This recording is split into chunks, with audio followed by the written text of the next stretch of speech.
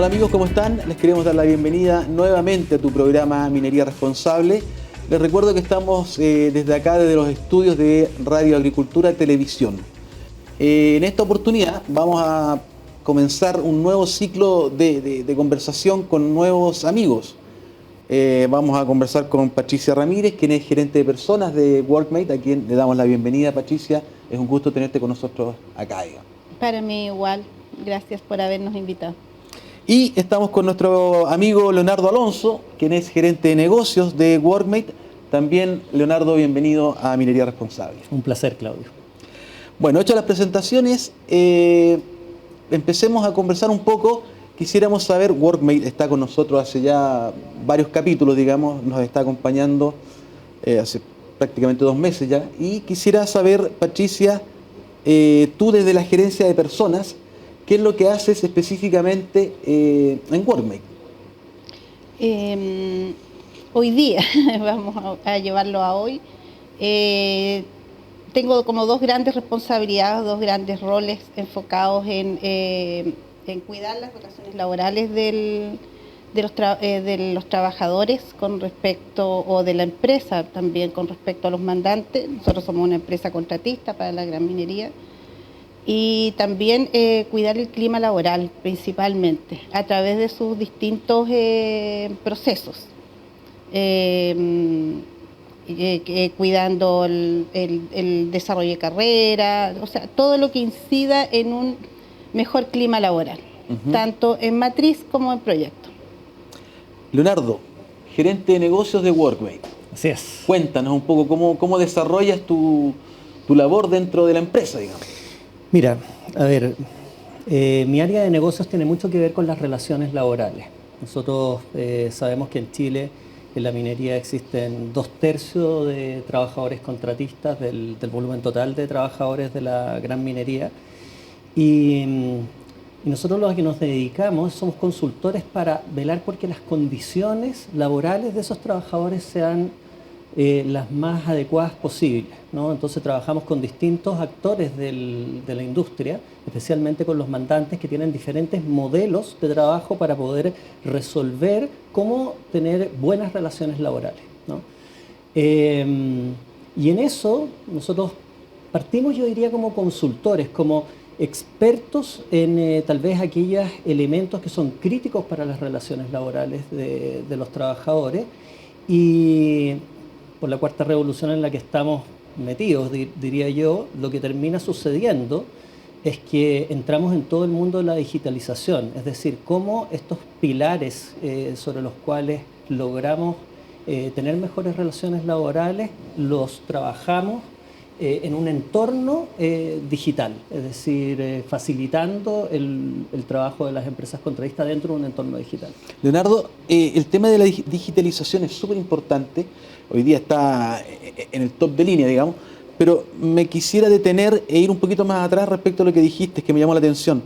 Cuando hablamos de relaciones laborales, ¿cierto?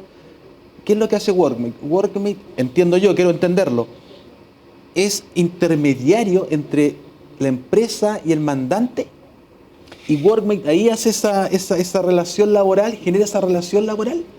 Tenemos distintos tipos de negocios, o sea, tenemos negocio de logística, de recursos humanos, y uno de nuestros negocios, que es el que te estoy conversando, es que los mandantes tienen direcciones o tienen áreas que se dedican a las relaciones laborales. Para el personal propio, recursos humanos, personas, dependiendo de cuál sea la denominación que le dan. Okay. Pero para los trabajadores contratistas no hay un vínculo directo con el trabajador contratista, un vínculo mediado a través de las empresas contratistas. Sin embargo, trabajan dentro de sus faenas y son fundamentales para el desarrollo del negocio.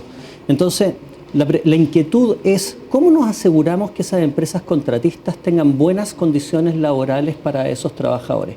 Eso no ocurre espontáneamente, hay un diseño que está atrás de cada uno de los mandantes para lograr eso. Entonces, cuando decía hay pilares, claro, o sea, por ejemplo, te pongo un ejemplo como para entenderlo más fácil tal vez. Si un trabajador come bien, si un trabajador duerme bien en una faena minera, si un trabajador se transporta bien en una faena minera, si las empresas mandantes se preocupan de que los trabajadores estén bien remunerados y que los compromisos que han tomado las empresas contratistas se cumplan, probablemente vamos a tener mucho menos posibilidad de conflicto y vamos a tener un trabajo más, yo diría, armónico, en mejores condiciones. Entonces, es como, si nosotros aseguramos estos elementos, mencioné algunos. Algunos muy importantes, ¿ah? O sea, son súper importantes todos los que nombraste. Es que muy importante, y en realidad tiene que ver con la preocupación con poner la persona al centro. Que yo creo que es uno de nuestros grandes propósitos como organización. Entonces, nosotros nos gusta mucho lo que hacemos, estamos enamorados en el fondo de lo que hacemos porque creemos que eso mejora las condiciones en el trabajo, tanto para nuestra gente como para los trabajadores de la industria. Patricia, habló Leonardo del tema del el ambiente laboral. Tú trabajas en el cuidado del clima laboral. Sí. ¿Cómo estás abordando, cómo lo ves, cómo lo manejas el tema del clima laboral? A ver, Workmate? anualmente evaluamos tanto el clima, ya sea a través de encuestas de clima o a través de la herramienta de ISTAS, ¿ya? Que tiene que ver con asegurar las condiciones psicolaborales, sociales, etc. Eso nos permite diagnosticar y tomar planes de acción. Entonces, allí hay áreas muy parecidas a lo que contaba Leonardo, que es lo que se evalúa es el tema de las compensaciones, el tema del incluso la jornada. Hay una dimensión que tiene que ver con el tiempo dedicado al trabajo y a la familia también. Eso también se evalúa. Eso es nuevo, ¿ah? Que le llaman doble presencia, o sea, le llamamos, yo también le llamo, doble presencia, ya que es cómo vamos minimizando a través de algunas prácticas que el trabajador cuando esté en el trabajo esté con su cuerpo, cabeza, mente, corazón, lo que más pueda en el trabajo, pero estando tranquilo y seguro de que las condiciones que están en su hogar le permiten aquello, ¿ya? Y al revés. Lo voy a resumir en no llevarte trabajo para la casa. Claro. Que eso y ahí estaríamos hoy día violentando terriblemente ese espacio, que es algo que nosotros hemos propiciado. Mira, previa pandemia, yo diría que como ya 2 años antes de pandemia, nosotros empezamos a promocionar dentro de la organización reducir jornada. ¿Ya? Previo a la pandemia. Previo a la pandemia, ¿ya? Reducir jornada, entonces empezamos con algunas áreas, qué sé yo, 40 horas era el objetivo. Creo que el tema estaba recién en conversación, era como un sueño, la verdad, para el resto del país, por decirlo. ¿Pionero Workmate entonces? Sí, nosotros, sí, la verdad que yo creo que en varias cosas hemos sido pioneros, ¿ya? Pero voy a conversar de las 40 horas. Y bueno, y definitivamente lo sellamos, o sea, no nos costó nada cuando finalmente migramos a nuestras casas, porque además estamos en teletrabajo también desde poquito antes de pandemia. No nos costó nada ajustarnos a estas 40 horas, ya veníamos en ese ejercicio. Entonces, por ejemplo, eso hoy día implica lejos un mayor cuidado de nuestros trabajadores, porque tú estás en la casa y eso tiene otros desafíos para yo poder realizar mi trabajo, ¿cierto? De buena manera. Entonces, la encuesta de clima y algunas evaluaciones de manera intermitente también nos ayudarán a eso, a entender qué es lo que está incomodando al trabajador y tomar planes de acción. Hoy día nosotros, en el transcurso de todos estos capítulos, con distintos entrevistados de distintas empresas, me ha llamado mucho la atención de que hoy día definitivamente el centro, en el caso de una operación minera, que es una cuestión súper compleja, digamos, que por lo que dice la Patricia, digamos, que la persona tiene que estar concentrada en la máquina, en la pantalla, etc. Hoy día las empresas se están concentrando en el ser humano. Ya no tiene que ver la tecnología, o sea, está relacionada a la tecnología y todo eso, pero hoy día el ser humano es la parte más importante del proceso productivo. Sí. Leonardo, ¿qué opinas al respecto? Totalmente. Estoy totalmente de acuerdo con eso. ¿Y por qué? Que es bien interesante. Cuando decíamos que estamos en la cuarta revolución industrial, estamos hablando de que estamos adquiriendo a una velocidad enorme tecnologías nuevas que no sabemos todavía el impacto que va a tener. O sea, las organizaciones hoy día están estructuradas probablemente de la misma manera en como estaban estructuradas a principios del siglo XX, ¿no? O sea, han tenido una evolución, pero seguramente la evolución que vamos a ver en el futuro va a ser mucho más dramática. Es decir, ¿cómo vamos a adquirir esas nuevas tecnologías? ¿Qué va a significar en la manera de trabajar? ¿Qué va a significar para la cultura de las organizaciones? Es una pregunta súper interesante. ¿Cómo van a cambiar? No, cuando ves las organigramas de esta estructura jerárquica y qué sé yo, y hoy día estamos hablando de jerarquía, estamos hablando de horizontalidad en la manera de trabajar. ¿Cómo se manifiesta eso dentro del mundo de la organización? Yo creo que vienen cambios radicales. Ahora, ¿qué es lo interesante? ¿Por qué la persona tiene mucha importancia en esto? Porque hay habilidades técnicas que son, yo diría, pueden ser complejas de adquirir, hay que estudiar para adquirirlas, ¿no? Pero las habilidades blandas, que hoy día se llaman habilidades profundas. Disculpa, ya no son habilidades blandas, exacto, ahora son habilidades profundas. Habilidades profundas. Son fundamentales en esto. ¿Y a qué me estoy refiriendo? Por ejemplo, toda la adquisición de tecnología se realiza a través de un proceso de gestión del cambio. El proceso de gestión del cambio lleva frustración, lleva gente que está en la oposición, lleva pérdidas. ¿Cómo logramos acompañar todos estos cambios de una manera en que se generen estos cambios, de incorporar todas estas modificaciones? Para eso, la cultura de una organización y la capacidad de las personas de adaptarse es fundamental. ¿Cómo tú, Patricia, respecto a con la frase que terminaba diciendo Leonardo, que es súper importante, es súper determinante? Tú, desde la gerencia de personas, la gente, el viejito, ¿cómo se adapta a todo esto? ¿En qué parada está? ¿Cómo se dice? Bueno, un poco lo que... no sé si hablar de culturalmente o por el tiempo, pero sí siempre hay resistencia. Porque siempre hay una pérdida. En cualquier proceso de innovación, cambio de tecnología, incluso cambiar la forma de trabajar, incluso en lo que te estaba contando delante, este movimiento de oficina a domicilio. Por eso yo te digo, comenzamos antes nosotros, porque yo recuerdo que hicimos algunas reuniones y ni siquiera pues, te voy a hablar de edad, era con un par de personas jóvenes, no se veían haciendo teletrabajo. Y se supone que la generación millennial es como la que le gusta estar en la casa y súper conectada y todo. No. Entonces, ¿por qué? Porque, como te digo, el proceso del cambio tiene sus costos, tiene pérdidas y algunos, por ejemplo, identificaban como pucha, es que ya no voy a ver a mi amigo, no voy a ver a mi compañero, no sé, no voy a X. Habían 1000 razones. Entonces, tú allí comienzas algunos procesos de cambio son más largos, otros más cortos, depende, pero comienzas a trabajar a través de comités o de grupos o de esta suerte de, básicamente grupos de conversación, diría yo, porque es una de las grandes herramientas, o sea, en la medida que yo puedo exponer mis miedos ante mis compañeros, un grupo, etcétera, yo es como que aliviano esa carga emocional de lo que significa ese cambio que viene.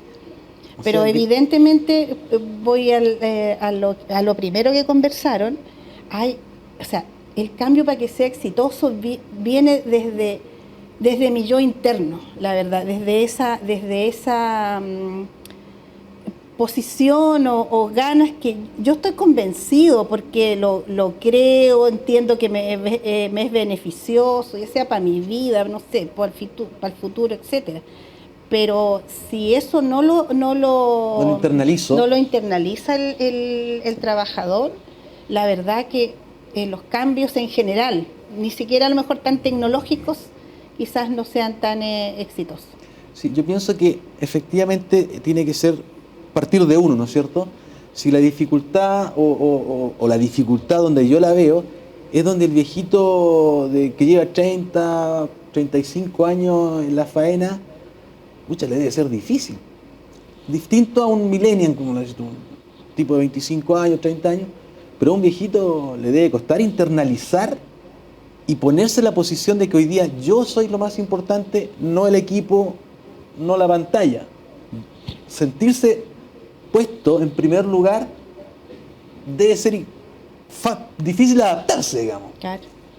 Claro, y cuando hoy día ya no es un argumento apoyarse en que, por ejemplo, yo tengo más edad y por ende tengo más autoridad, o yo tengo este cargo y yo tengo más autoridad, ejemplo, y por ende tú tienes que ir a hacer lo que yo te estoy indicando. Exacto. Eso ya es... parte del pasado. Es parte del pasado. Perfecto. Y ahí hay un tremendo desafío, la verdad. Si, yo me voy como a los trabajadores que nosotros tenemos asignados los proyectos, que es un trabajo que hemos... A ver, el año pasado nosotros nos certificamos en la norma chilena de igualdad de género, ya, pero entonces eso implicó durante el año una serie de trabajos con equipos del corporativo y con equipos en FAE. Y una de las cosas que sale es esto de los supervisores que ya tienen sus años, cómo se ven enfrentados a este desafío de cuando nosotros desde el área o qué sé yo de la organización decimos, no, es que hay que aumentar la cuota de mujeres porque eso, la diversidad le agrega valor y bla, y bla, bla. Entonces, no fue tan simple y tampoco te quiero decir que ya terminamos ese proceso, pero entre tanto nos hemos juntado con ellos mismos lo han pedido, ellos han descubierto también un mundo. Recuerdo clarito un supervisor en que dijo, me cambiaron la mirada. Es que eso Claro. es cambiar la mirada. Oye, este tema es súper importante, yo creo que da para muchos minutos más, digamos, pero tenemos que irnos a una pequeña pausa comercial y volvemos a seguir haciendo minería responsable.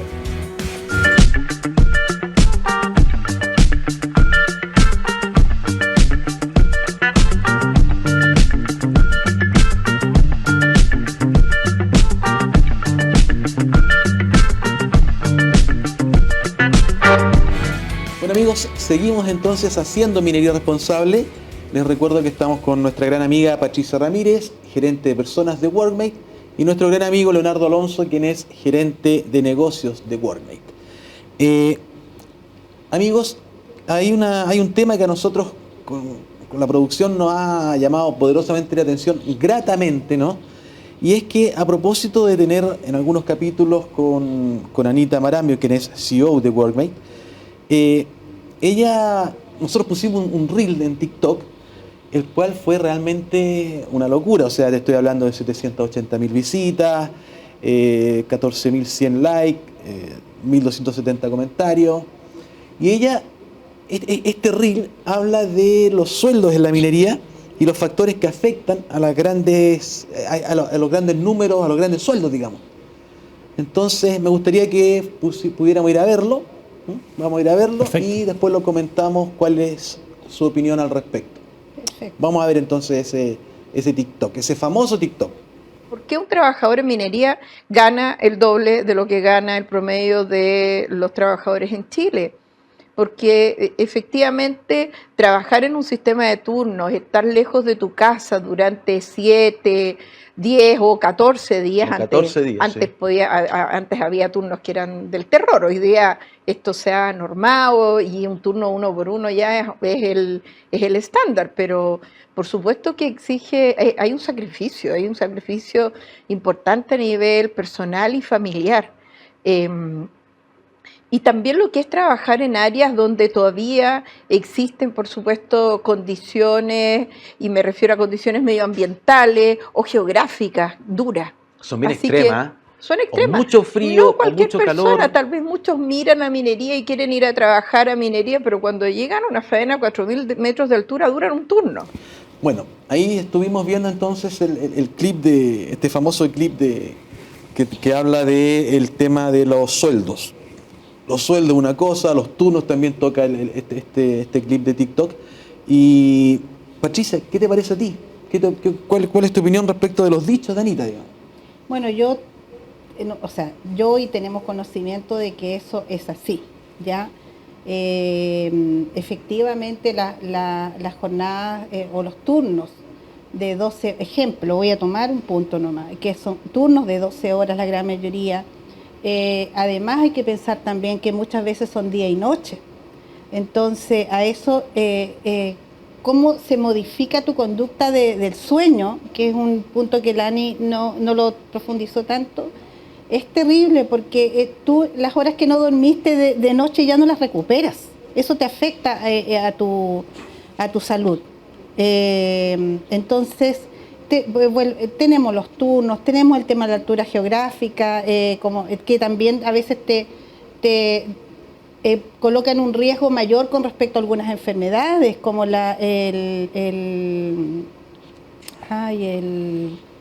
esto que te falta el oxígeno en altura. ¿Ya? Eso sí te afecta también a tu organismo.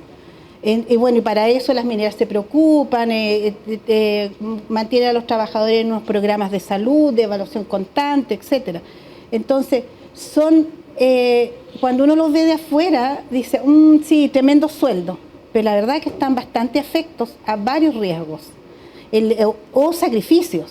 Por ejemplo, también el hecho de, hay un gran porcentaje de trabajadores que son de la zona, pero hay otro gran porcentaje de trabajadores que, atraídos por las lucas también, hay que ser sincero, se trasladan desde el sur al norte. Bueno, yo viajo mucho al norte para grabar, estar en las faenas presente, grabando in situ, digamos.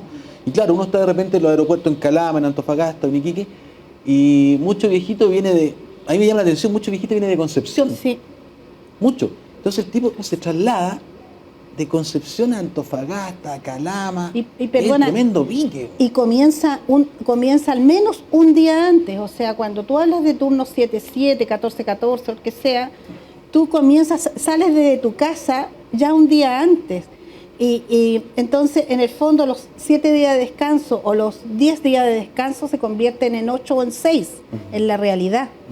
Porque también hay un tema, porque la idea es que el trabajador llegue a dormir a campamento para que duerma tranquilo, porque también hay una mirada de cuidarlo, pero también ese cuidado tiene un pequeño costo, que es tú sales de tu casa antes, y por ende dejas familia. Ahora, por ese pequeño, ese costo que habla la Patricia Leonardo, dado ese costo, también la renta, ¿no? Por eso es que también, y ahí para tratar de entenderlo, digamos, por eso también la renta está acorde a ese sacrificio, a esa pérdida de días, pérdida de descanso. O sea, totalmente. Yo creo que definitivamente uno de los factores que influye es que las condiciones son duras. Son trabajadores que trabajan en condiciones que son bien extremas, entonces la compensación tiene sentido que sea mayor. Ahora vimos ahí algunos de los comentarios que hacía la gente y decían, mira, hay otros sectores que tienen condiciones duras también y no ganan lo mismo que ganan los trabajadores de la minería. ¿Por qué? ¿Qué es lo que pasa con eso? Entonces, habían algunas inquietudes que estaban orientadas a ese punto. Y no deja de ser cierto que las condiciones de la minería son duras, es uno de los factores definitivamente que influyen que ganen el doble. Ahora, claro, ya es el doble, es decir, si uno ve el promedio nacional de la industria con relación a la minería, efectivamente es el doble de lo que gana el promedio de la industria. Claro, porque también tiene que ver, pienso yo, con el tema de que la minería genera más también que otras industrias. Claro, ese es otro elemento, que la minería es un sector muy fuerte económicamente y genera más recursos. Pero yo no creo que solamente se explique por la cantidad de recursos que genera la minería.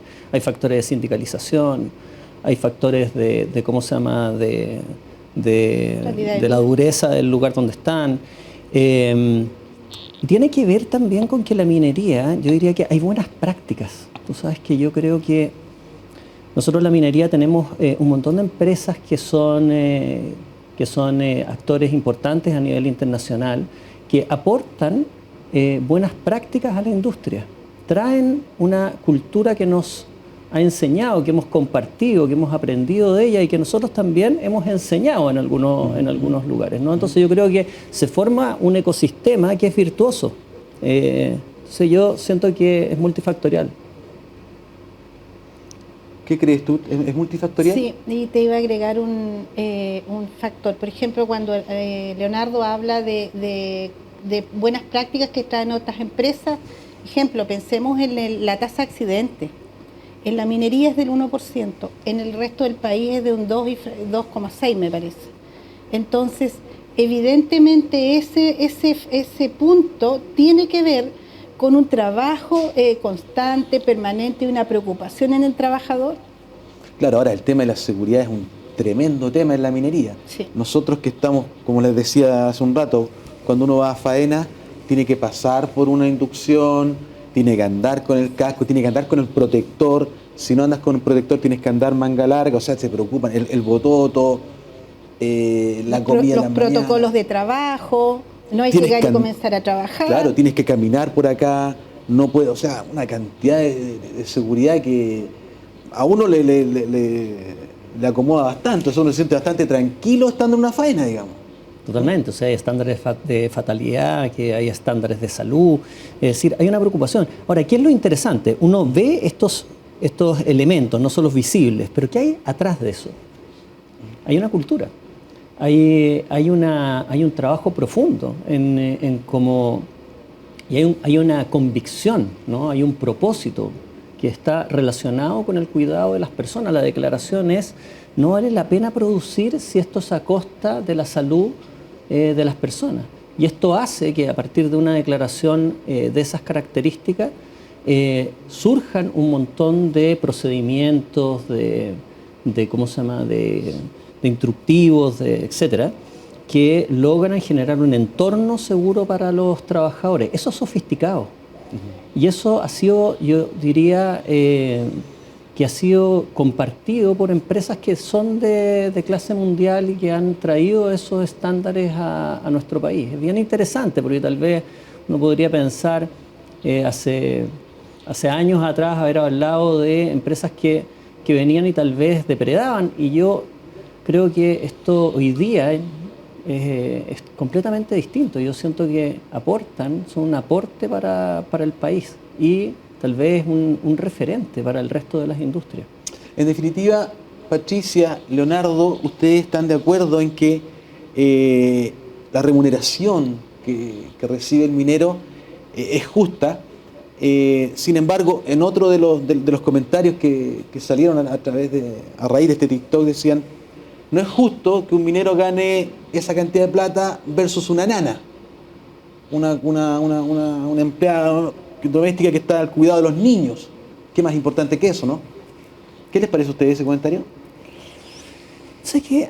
Yo vi este tipo de comentarios, no solamente con relación al trabajo doméstico, sino que tal vez también a otras industrias. A mí me llama la atención a dónde va la mente.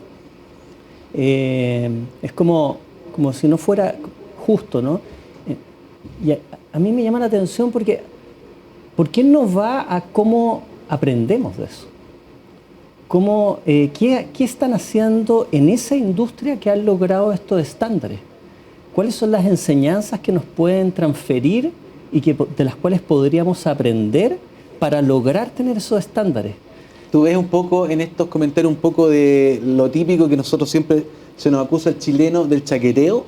Mira, yo no quisiera, o sea, yo entiendo la inquietud, ¿no? Y entiendo la frustración. Y estábamos hablando acerca de lo que significa gestionar y de ejercer liderazgo con las personas, etcétera.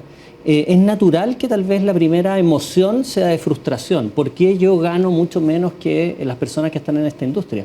Es completamente natural, hay rabia, hay frustración, yo puedo comprender eso. Ahora, ¿cómo lo gestionamos eso? Para tratar de empezar a ver la parte luminosa de esto, es decir, ¿qué hacen ellos? ¿Qué hacen distinto? ¿Cómo podemos aprender de esa experiencia? ¿Cuáles son esos factores claves que han logrado generar un estándar superior dentro de la industria nacional?